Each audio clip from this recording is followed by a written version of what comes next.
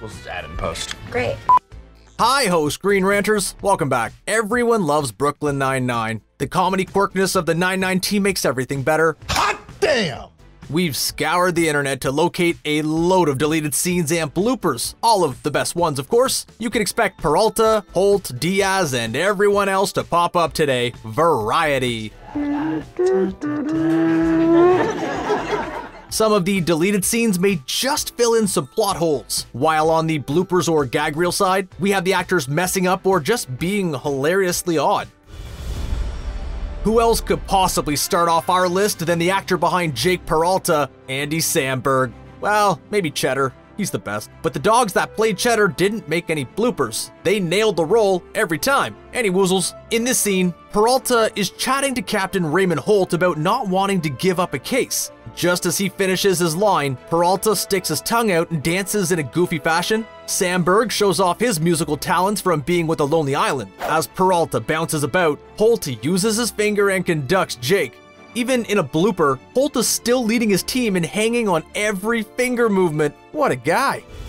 With Holt and Peralta hiding out in Florida, all sorts of shenanigans were bound to happen, especially when Holt hit all of Jake's files on Jimmy Figgis. The Jake gloves came off. To get back at Holt, Peralta decided to become Holt's boss at the Fun Zone. In this deleted scene, we see Peralta mess with Holt a little bit. Holt is known for his mastery over the English language, so for him to be told to spell prizes with 2 Z's, well, it's going to hurt his very soul. But Jake decided to make it worse. He wanted the E to be flipped around and to have the letters be randomly upper and lower case.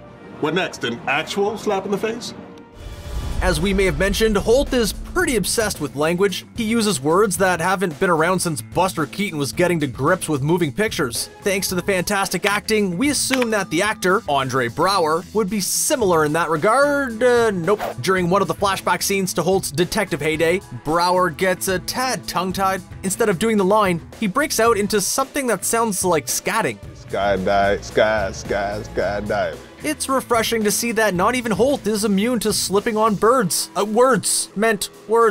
Hey, can we redo that again? No? Oh, great.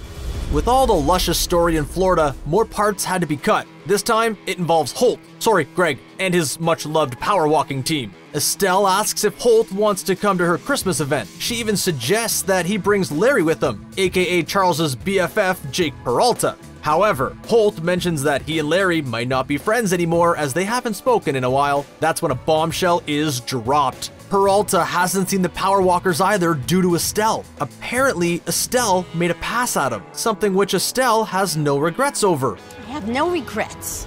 With Gina, Terry, and Amy in full-blown diet mode, the race was on for who would crack first. As we found out, Gina was the one to collapse under that heavy pressure. To celebrate her short-lived healthy streak, she decided to get a sloppy Jessica. This majestic beast is the sandwich you didn't know you needed until you saw it. In this blooper, Gina takes a big bite out of Jessica, only she may have taken too big of a bite. As she attempts to deliver her line, it's a muffled mess. She soon starts laughing with a mouth full of Jessica. It's like a firework is In the original scene, all of this delight was removed, which made the scene a little confusing.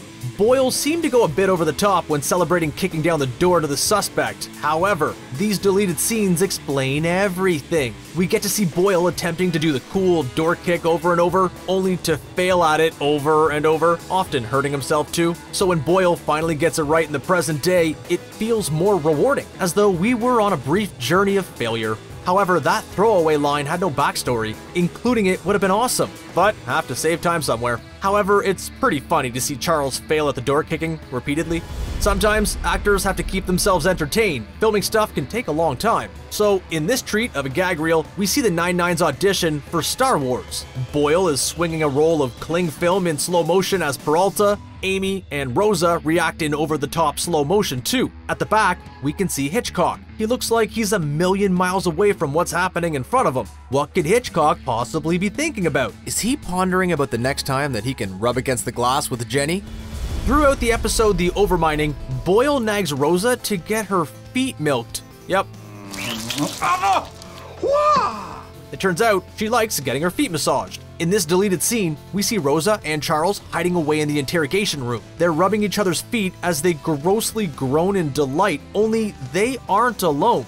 Everyone is very disturbed from what's happening before their eyes, especially Jake. He won't be able to shake that view from his noggin for a very long time. Jake and Holt have this adorable father-son relationship going on in the 9-9. Nice work. Good. Thanks, Dad. However, their relationship makes this blooper really concerning. Jake is over the top sobbing as he points his firearm at the back of Holt's melon. Yet Holt isn't bothered. Instead, he's sat in his office chair and singing. He's accepting his dark fate at his somewhat son's hands. Maybe they were practicing for when the 9-9 is taken over by a zombie virus? One of the series' most popular guest characters is Doug Judy, the Pontiac Bandit. He's become an arrest-dodging staple of the comedy cop show. In this deleted scene, Peralta walks in triumphantly now that he's arrested Judy, only it's all a ruse. Instead, Judy is there to help Jake with an investigation. Then the jealous Charles comes over to mark his Jake territory. Only Judy tells Boyle that he's Jake's new partner and new best friend, which leads to the Jake-obsessed Boyle fainting. In one short scene, Judy causes so much to happen. He's a treasure. Gina and Charles have a weird relationship. They went from co-workers to bumping uglies in secret to being step-siblings. Must make family gatherings during the holidays a little weird. Well, maybe for Gina, anyway. So in this blooper, Charles is working out and asks Gina if she thinks it's working. Gina, who is holding onto his legs, pauses and looks up his shorts. She then says that it looks like he's working up a sweat. Either that's due to the gray shorts showing a stain, or Gina is looking at Boyle's sweaty marbles. Either way, it causes the two to begin laughing, as well as Hitchcock, who cracks up in the background. Holt can be a bit of an enigma at times. Much of his backstory is shrouded in mystery. We have snippets here and there, but not everything. Put down the yo-yo and back away from the girl. Jake in particular is desperate to unearth as much information as he can. So in this deleted scene, Jake got his wish. Due to Jake's great work, Holt decides to treat his surrogate son. He shows Jake his childhood bedroom. It's perfect. Sadly, we don't get to see what it actually looks like. We can only imagine what it looks like. Either it's full of gold or it's like Batman's room when he was annoying the Green Lantern. Now we have a blooper that involves Gina, but isn't caused by her. In this vid, the 9-9 team are in the middle of a meeting. Gina is asking about fashion choices as it's a topic she regularly likes to chinwag about. Just look at all the leotards she has at her flat. However, in this scene, she is rudely interrupted by an aggressive sneeze by Jake Peralta. What about dress-up shorts, for instance?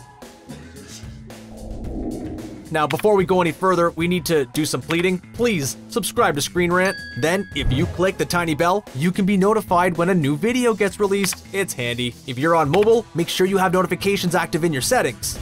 With the Vulture on the prowl to take another case off the 9-9, the team were in a race to get a confession from Gus. The Vulture is just the worst. This deleted scene helped show how Jake managed to entice a confession out of his suspect. As they're short on time, Peralta plays himself and Gus in the interrogation, sort of like Tom Hardy's Bronson, just without having half his face covered in makeup. As we didn't get to see any of this in the episode, it's nice to see how Jake dragged it out of Gus in the end. This blooper involves Rosa and Gina trying to get Charles to say which pie is his fave. Gina and Rosa both love pies from different shops. There's a pie battle going on in the 9-9. As he hides away at the photocopier due to not wanting to pick a side, Gina tracks him down. She's part bloodhound. As Charles attempts to say Flatbush, he manages to fluff the line multiple times. Instead, it becomes a mumble of noises. The pie at Flashback Detective. What? The team were desperate to get back to New York for Holt's interview as commissioner. Holt, on the other hand, not so much. He had a debt hanging over him from Seamus Murphy, the gangster, so he sabotaged the trip back. Terry had saved up all of his air miles in order to be put in first class on the plane. However, he didn't get to experience that pampering pleasure. As the team are in the ancient RV, Terry decides to bring a little first-class atmosphere with him. However, the shop didn't have any champagne, so he creates a mimosa out of Everclear and vitamin C powder. Yummy. As he takes a sip of that abomination, he instantly hates it. Terry Crews rarely messes up in life. He's the best. However, the one time he does, it could have gone rather poorly for Andy Samberg. Terry and Peralta are undercover at the gym. so they're doing some sparring in the boxing ring. As Terry goes to hit Jake, he was meant to stop before contact was made. Then, they'll edit the scene to make it look like Jake got punched. Terry actually ended up clipping Jake's schnoz immediately. Cruz apologizes to Samberg. We don't see how much damage the nearly punch did, as Jake recoils away from the camera. However, with the outstanding strength of Tear Bear, we can probably assume that Jake is now a squishy puddle on the floor. This deleted scene involves Hitchcock being dressed in approps for Captain Dozerman's funeral, mostly because he forgot about it. Terry orders him to get changed, but Scully steps in for his partner. He looks around and decides to use items around the office to make the police blues. The uniform is mostly comprised of a garbage bag, not sure how Scully thought that would go. Santiago is usually shown as a stereotypical teacher's pet. In the early seasons, she does everything she can to get into Holt's good books, bar bringing him an apple every day. So to see a blogger involving Amy actor Melissa Fumero messing up is quite the treat for our eyes. For this one, Santiago is pointing out a team walking towards them at the police tactical simulation. As Amy begins to talk, she messes up on saying the other group's name. To finish off, the actor then swears. Thankfully, Cap is around to protect us from those naughty words. Language. In the deleted scene, we get to see an exciting chase in a library. That's something we didn't know was missing in our lives. Jake and Amy track a suspect to the New York building. Amy showcases her nerd side by being very familiar with the layout. Jake, on the other hand, showcases his lack of interest in the written word. As they search, Jake manages to find the runner. The two then throw books at each other, mostly paperbacks, before Amy arrives. They then manage to arrest the criminal and exchange book puns. But the criminal suggests, Why didn't you just say book 'em? How do we miss that? Better. It's way better. once he gets out of prison, perhaps Screen Rant should bring him on as our pun generator. Nah, we have it nailed already. Hopefully Amy and Jake arrested him by the book. In this deleted scene, Holt and Peralta are on a stakeout in Terry's family car. It's a child-filthy mess in there. Everything is sticky. Anyway, Jake picks up a toy cow that moves. What starts as adorable quickly morphs into annoying when it won't shut up. To end it, Peralta takes the battery out, only it keeps mooing. Now Jake is scared as he thinks it's haunted. His request to fire his weapon at the toy is reluctantly denied by Holt. Instead, Holt bashes the toy against the dashboard, only for the mooing to continue, but at a low, distressed pitch. All the efforts to squash the irritating noise fail, so Holt takes it outside the car to keep their sanity in check. What is this nonsense? Another blooper involving Holt messing up a line? Are we in a weird parallel world? In this clip, Holt is attempting to tell Gina about something the DA needs. However, he repeatedly stumbles over the line, so he has to restart the scene multiple times. Yikes. Cool as a cucumber, Gina just keeps staring at her phone. Barely any reaction to the constant slips by her co-star. The actor behind Gina, Chelsea Peretti, was probably playing a game of Quasi Cupcakes. It's apparently very addictive. That game once dug its digital claws into the impenetrable Raymond Holt. Quit Quasi Cupcakes? This scrub scene is key to the history of Terry Jeffords. How did he get the nickname the Ebony Falcon, we hear you ask? Well, all is explained here in this clip. A flashback shows Jake and Terry hiding behind some boxes in a warehouse. As they're blocked in, there's no way to get around the boxes. Well, Terry proves that to be incorrect. He jumps and soars through the air in majestic slow motion. He clears the boxes as he screams with his weapon out. Jake watches on with complete admiration for his hero. He states that Terry is like a bird of prey. Thus began the birth of the legendary Ebony Falcon. As Boyle puts it, his feathers are muscles. Like anyone that gets to meet their heroes, Amy isn't a stranger to getting awkward around them. Just look at all the weirdness that happens at Comic Cons. One of Amy's heroes is Holt. So when Santiago and Diaz are called into his office for a special assignment, Amy loses herself for a moment or two. She states that she had a dream about this situation. Then she backtracks on how strange that sounds. She tries to say she dreams about Holt a healthy amount. The more Amy talks, the bigger the smile on Rosa's face. Usually she hates to smile. Seriously, look at me, I cannot stop smiling. How do people do this with their faces? But even Diaz couldn't help to grin as Amy kept digging her awkward hole. Amy's mime work of locking her mouth and smashing the key is a particular highlight in this car crash conversation. Now we thought we'd finish off with a blooper that references the end credits of Brooklyn Nine-Nine. On top of that, the clip shows off Terry's insane strength. He's holding Peralta as though he's a small child. He makes it look so easy. We get tired out picking up our laptop from the floor, yet Terry can hold a grown man with so much ease. He eventually opens his eyes, looks at the camera, and states, Not a doctor. which fans will know as the sentence said as Dr. Gore Productions pops up in the end credits. Which deleted scene do you wish they kept in? Which blooper gave you the giggles the most? Put your thoughts down below. Our imaginary intern loves looking at them. If you enjoyed the video, please give us a like and share it to the world. We love when that happens. Then we can keep making content for you, you lucky bunch. Thanks for joining us today. Later, Equator.